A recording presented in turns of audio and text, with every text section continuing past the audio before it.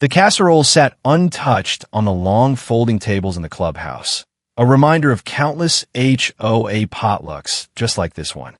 I breathed in the familiar smell of mayonnaise and passive aggression, letting my fingers trace the edge of the cheap plastic tablecloth.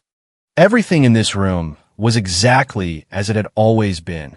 The identical beige siding visible through the windows, the perfectly edged lawns outside, the bulletin board plastered with violation notices. I adjusted my smartwatch, a simple but expensive piece Karen would probably call showy, and clear my throat. The funding round had closed yesterday. $8.3 million. Karen Hargrove's fork scraped against her paper plate, her eyes fixed on her overcooked green bean casserole like it held the secrets of the universe. Mrs. Langley, the treasurer, smoothed her napkin, avoiding my gaze. The silence stretched like a rubber band, ready to snap.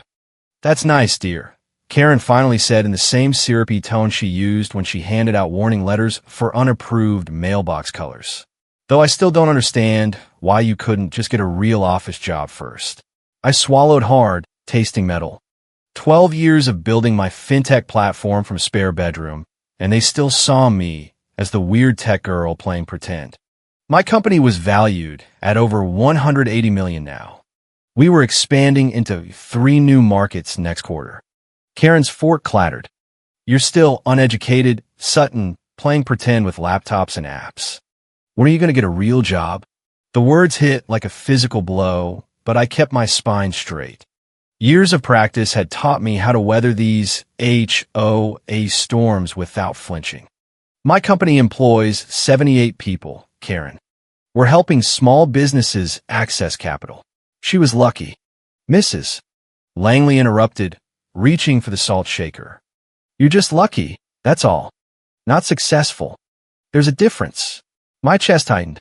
I focused on breathing, on maintaining the careful mask I perfected over years of these meetings.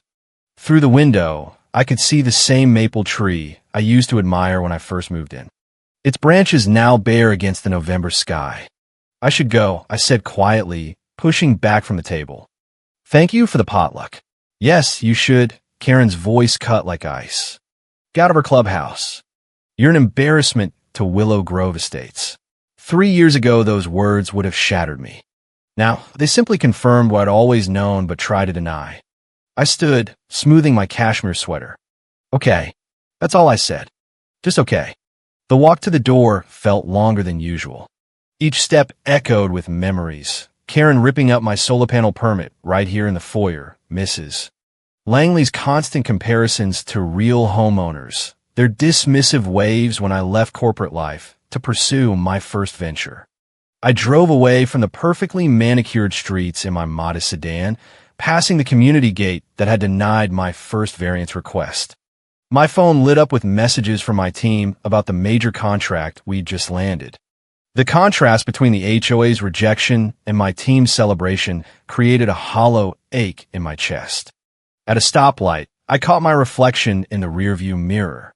I looked exactly as I had walking into the meeting an hour ago, polished, professional, put together. But something had shifted beneath the surface, like a foundation crack finally spreading wide enough to bring down a wall. The light turned green. As I accelerated, my phone buzzed again. Another message about our expansion plans. My team was waiting, celebrating, building something extraordinary. Meanwhile, Karen and her board sat in their dated clubhouse, clinging to their narrow definition of community values, blind to the empire rising just beyond their view. I thought of all the potlucks like this one spread across a decade of attempting to bridge an unbridgeable gap, of Karen's dismissive glances and misses, Langley's backhanded compliments, of the constant requirement to make myself smaller, dimmer, less successful to maintain their comfort. But tonight felt different. Tonight the rubber band didn't just stretch, it snapped. I pulled onto the highway as the sun set behind me, painting the sky in shades of orange and pink. Karen's words echoed in my head. "Get out. You're an embarrassment." For the first time, I felt neither shame nor anger at the rejection. Instead, I felt something unexpected. Relief. They had made their choice. Now I was making mine. The highway stretched before me, leading away from their small world toward the vast horizon of possibility they'd never been able to see. In my rearview mirror, the gates of Willow Grove Estates grew smaller until they disappeared completely. I touched my grandmother's watch, its familiar weight grounding me. She was the only one who ever believed in me, who saw beyond the confines of their traditional expectations. Build your own path, she used to tell me, even if you have to walk it alone. My phone buzzed one more time. Another celebration message from my team. I allowed myself a small smile as I merged onto the interstate. Sometimes the hardest endings are really beginnings in disguise. Sometimes walking away is the only way to finally stand tall. And sometimes, just sometimes, an embarrassment becomes an empire. Welcome to mine. Later that night, the gates of Willow Grove Estates slid open silently as I approached, their wrought iron scrollwork catching the last rays of sunset. My car glided past manicured gardens and swaying palms, a world away from the clubhouse drama.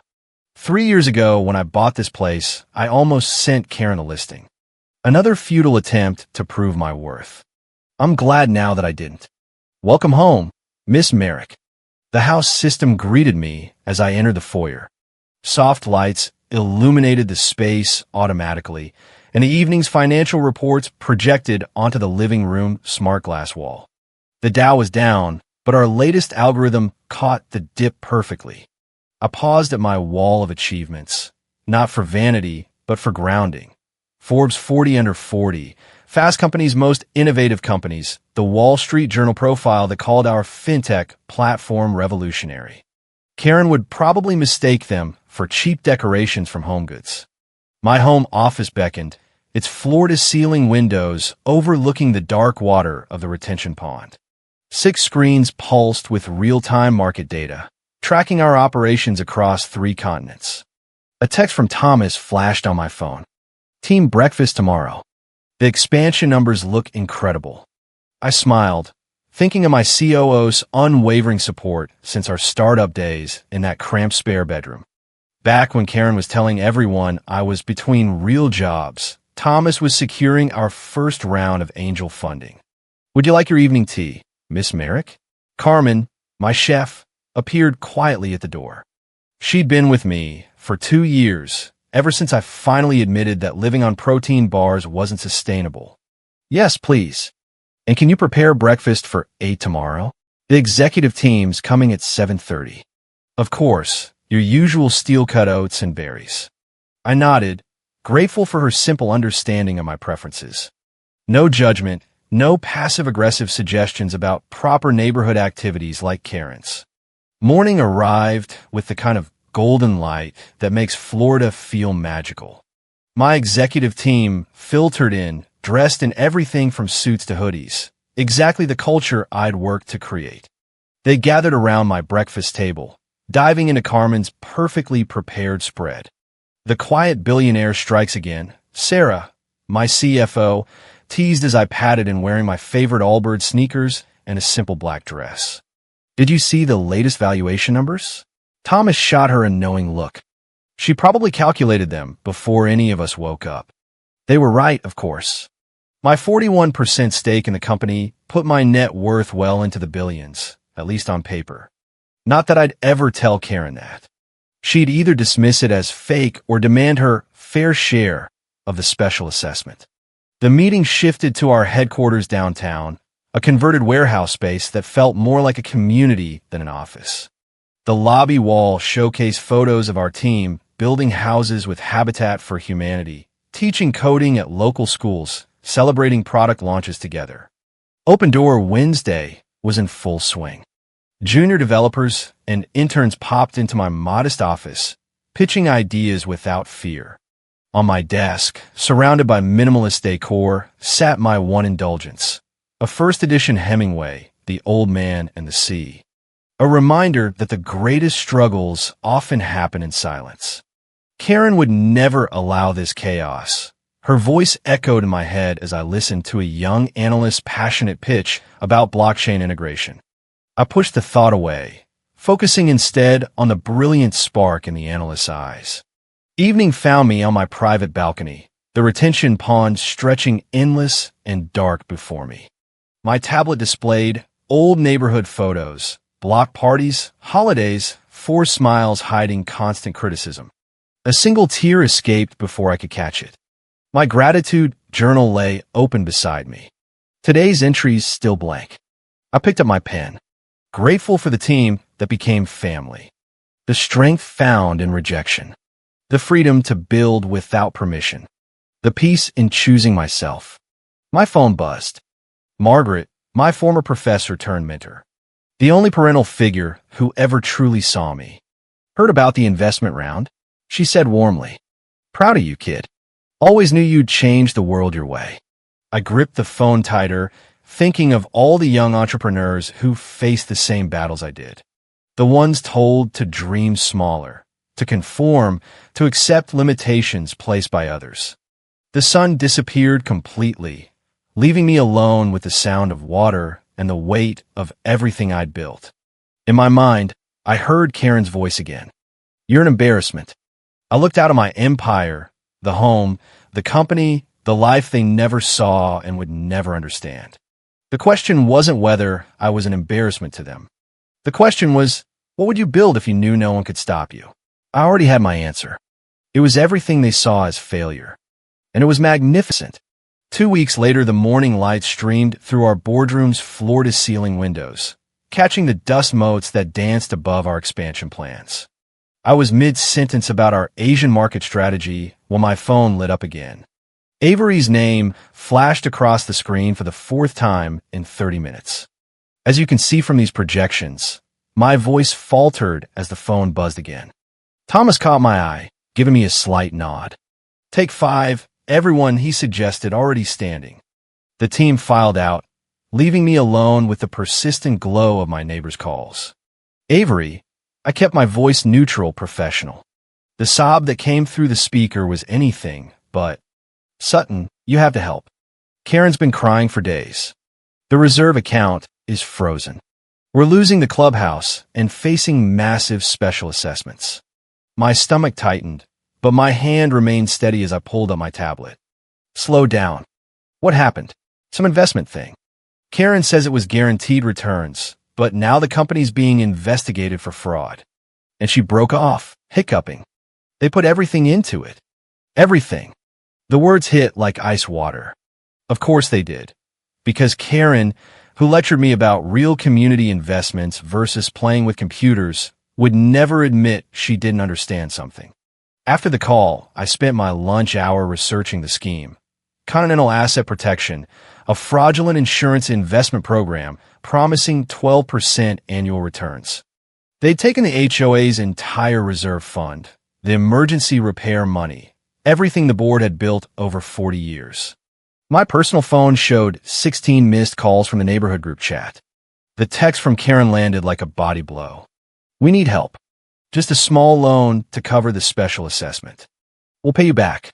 I stared at those words, remembering every dismissive comment about my little computer project. Every potluck where they acted like my success was a personal affront.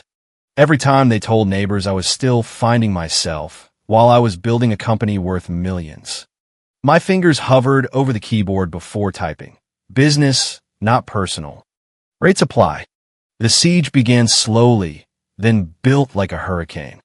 Aunt Marie, the unofficial neighborhood busybody, called first, her voice dripping with practiced guilt. They're old school, Sutton. Karen didn't mean it like that. Her pride. You know how she is. Yes, I replied coolly. I didn't know exactly how she is. My neighbor's social media posts appeared next. Vague statements about community responsibility and honoring thy HOA president. Each one tagged with my name, each one more pointed than the last. My brother-in-law left a voicemail that made my assistant gasp when she screened it.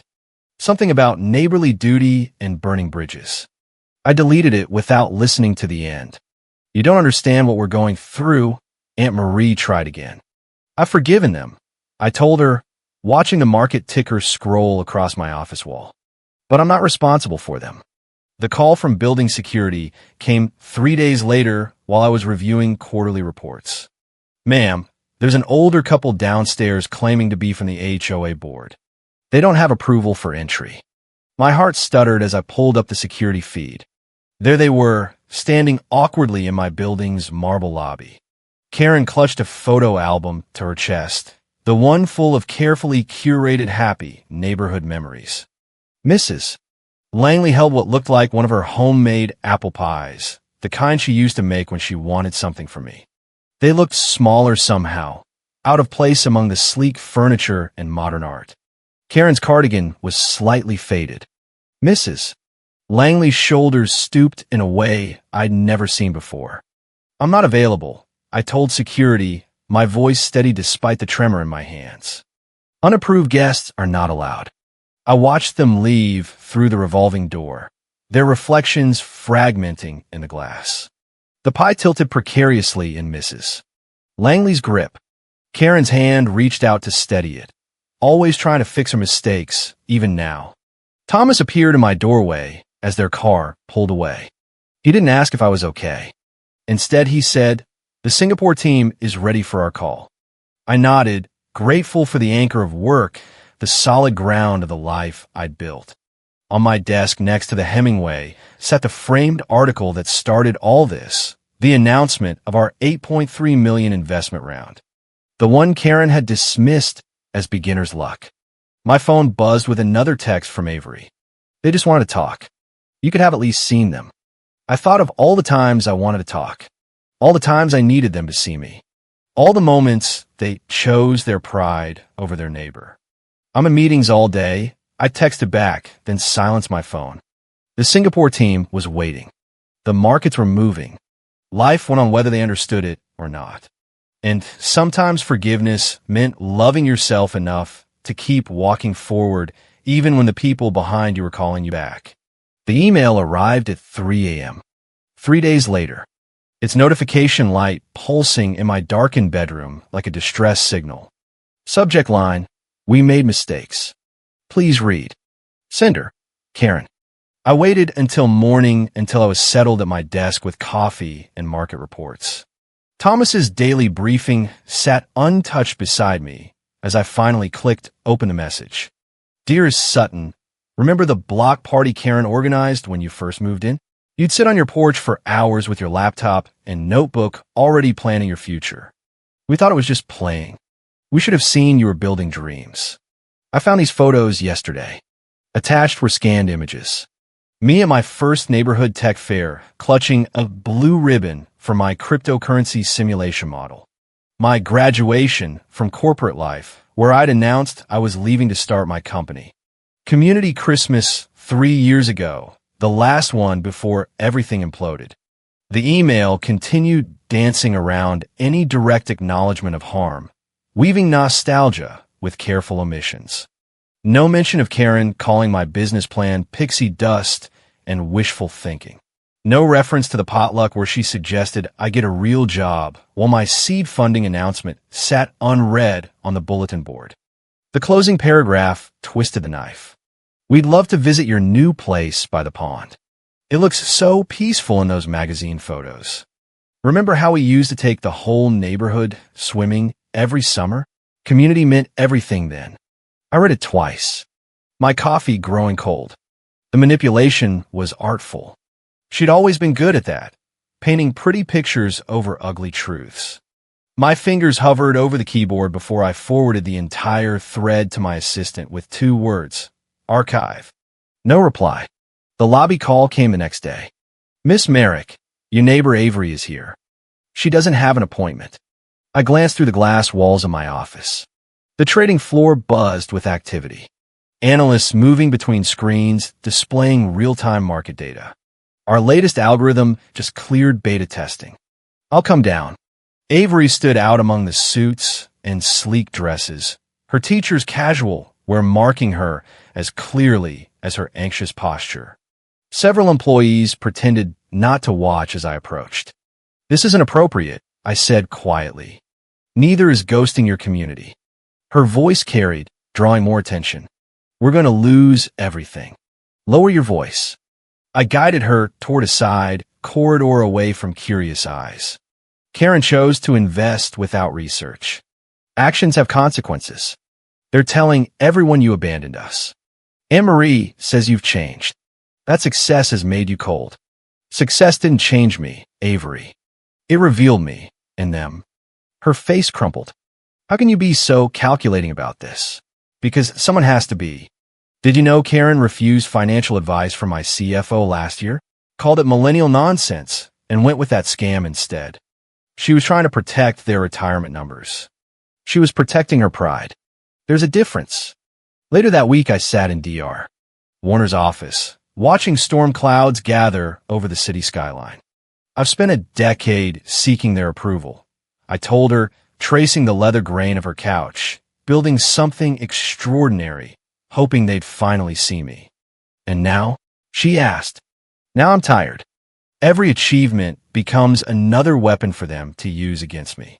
Every success is luck or that computer thing or proof I forgot my roots. She let the silence stretch, then asked, what would happen if you accepted they'll never give you that approval?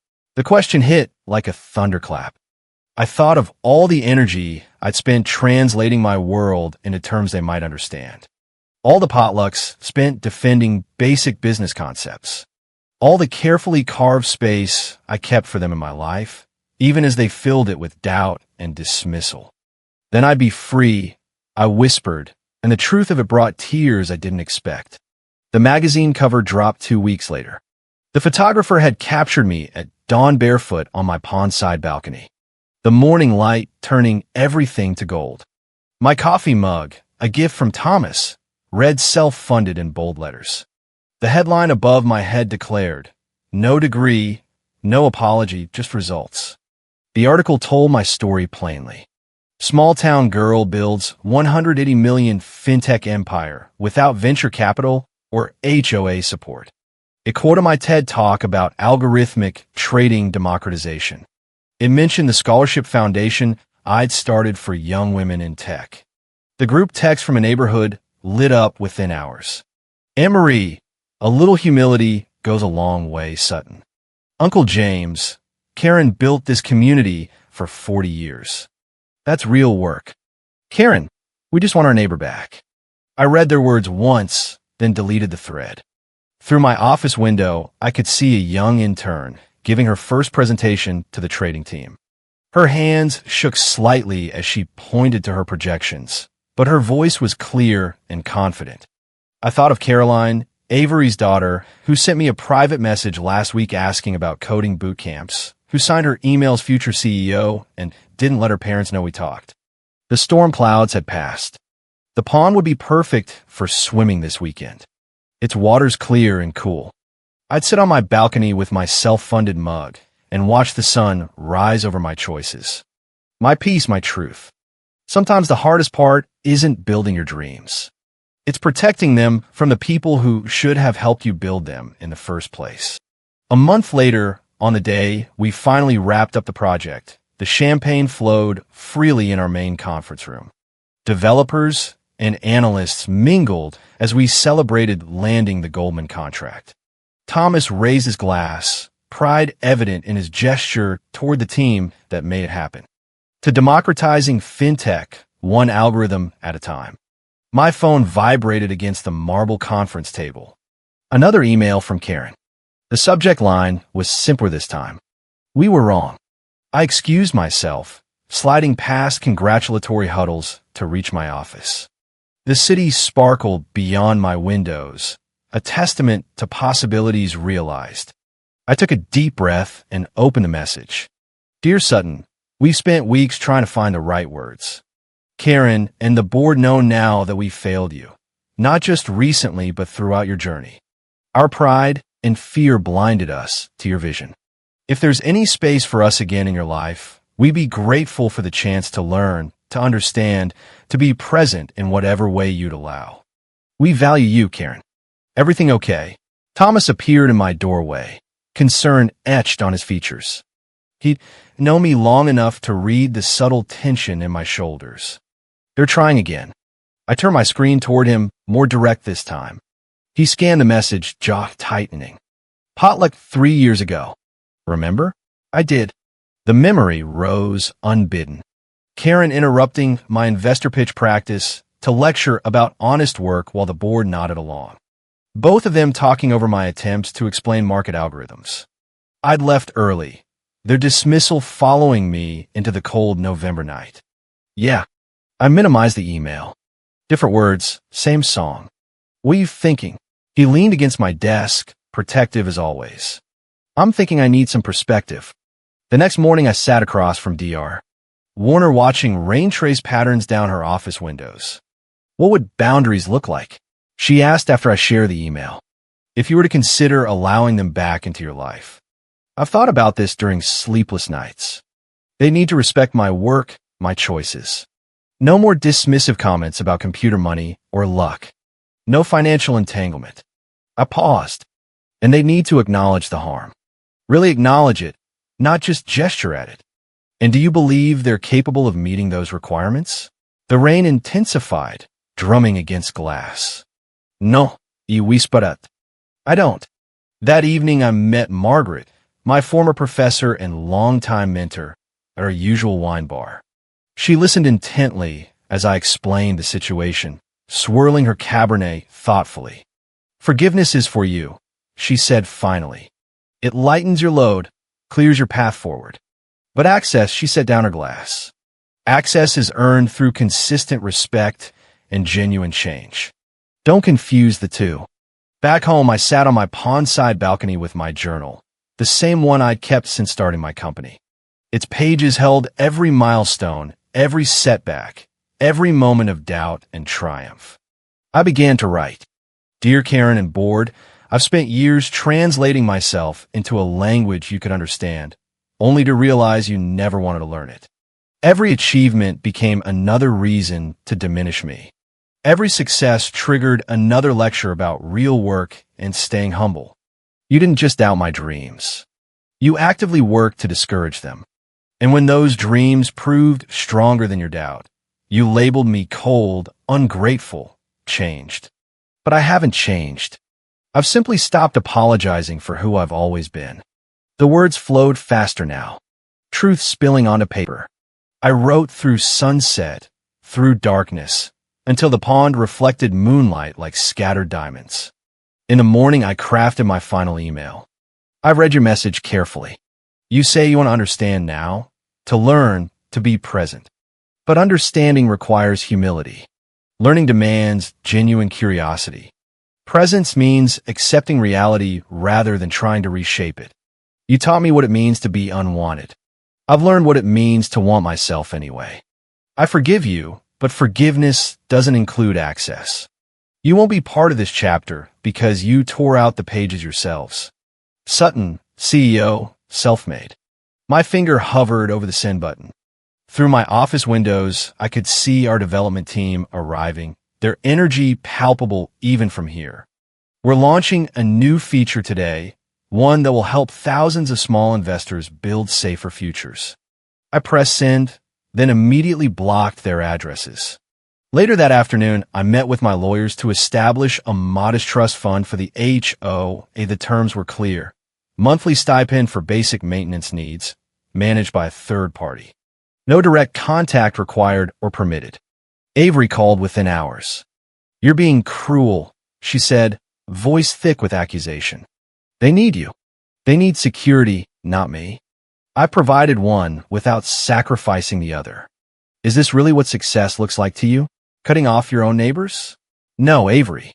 Success looks like peace, like building something meaningful without constantly defending its worth.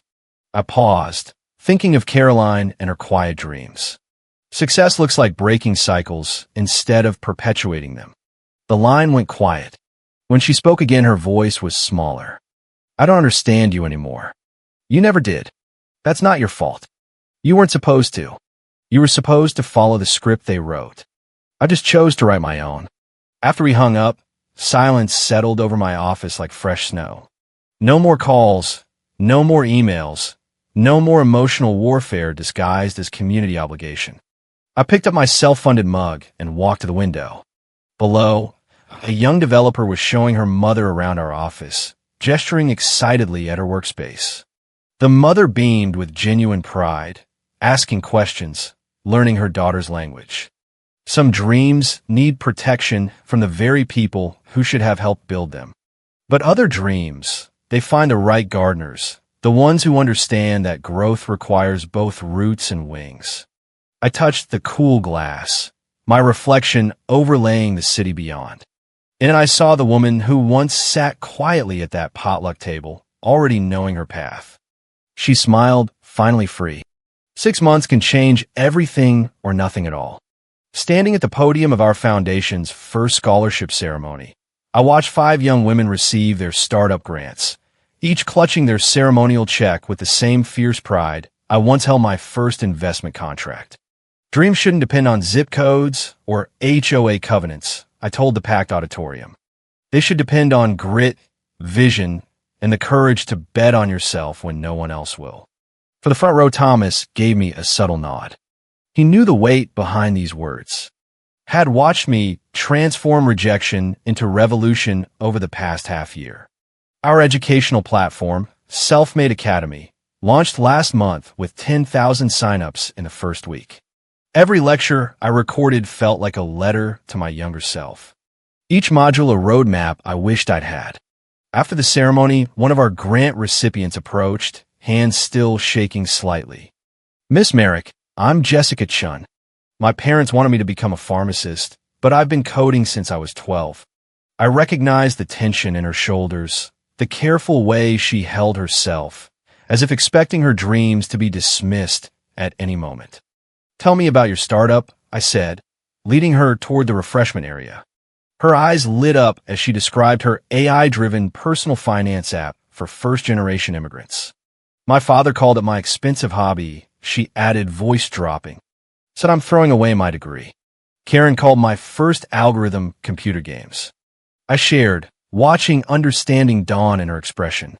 "Now, that algorithm manages billions in transactions. Sometimes the people closest to us are the last to see our vision clearly." "How did you?" She hesitated. "How did you keep going?"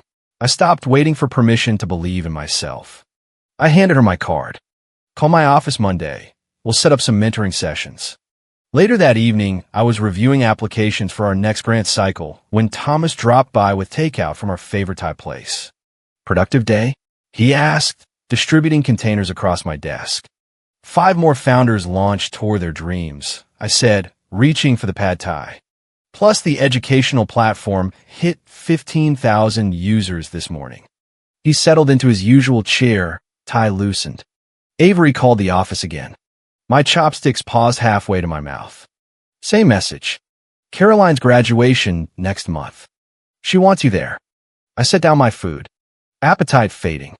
"And Karen won't attend if you're going." Apparently, there's still he searched for the right word. "Hurt," I supplied. "Wounded. Victimized by their own consequences." Something like that. He studied me carefully. "What are you thinking?" I turned to my window wall where the city lights mirrored the stars above. "I'm thinking about Caroline, about breaking cycles." The next morning, I sent Caroline a private message. "Your dreams matter more than their comfort. Your path belongs to you. I want to attend your graduation, not because I don't want to, but because your moment shouldn't be overshadowed by their drama. Instead, I've arranged something else. Check your email." I attached the details of her surprise acceptance into our summer entrepreneurship program, complete with housing and a stipend. Her response came within minutes.